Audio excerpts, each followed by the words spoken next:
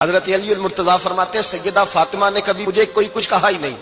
کبھی فرمائش ہی نہیں کی۔ ایک دن بیمار ہو گئی تو کہنے لگی، میں قریب بیٹھا تو میں نے کہا فاطمہ زندگی میں تو نے کبھی کچھ نہیں مانگا، اور عزت والے باپ کی عزت والی بیٹی، میرا دل کرتا ہے کوئی فرمائش تو کرنا۔ تو حضرت فاطمہ کہنے لگی علی اگر ایک انار مل جائے نا، اگر ایک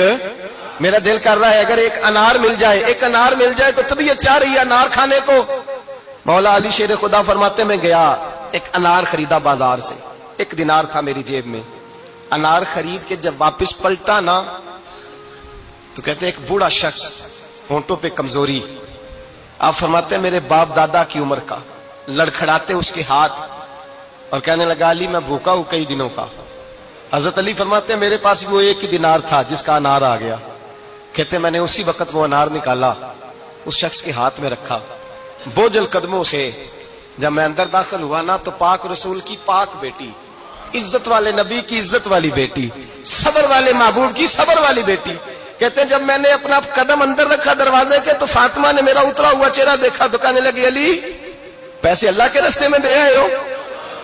خیرات کر رہے ہو۔ حضرت شیر خدا رضی اللہ تعالیٰ عنہ فرماتے ہیں میں فاطمہ کی طرف دیکھا تو میں حیران ہو گیا، میں نے کہا فاطمہ تجھے، کہنے لگی مجھے یقین ہے آپ انار لینے گئے تھے، آپ نے خرید بھی لیا تھا،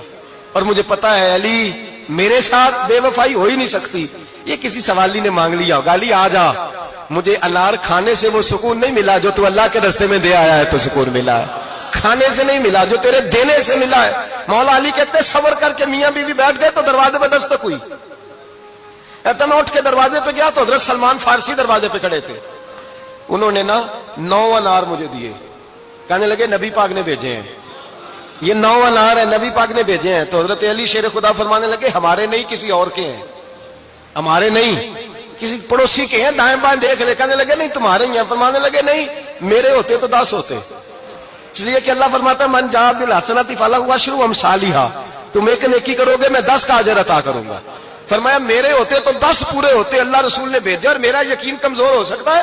میرے ہوتے تو 10 ہوتے، یہ 9 ہے۔ حضرت سلمان فارسی نے جیب میں ہاتھ ڈالا، 10واں بھی نکالا، کہا علی تیرے 10 ہی تھے، میں تو تیرا امتحان لے رہا تھا،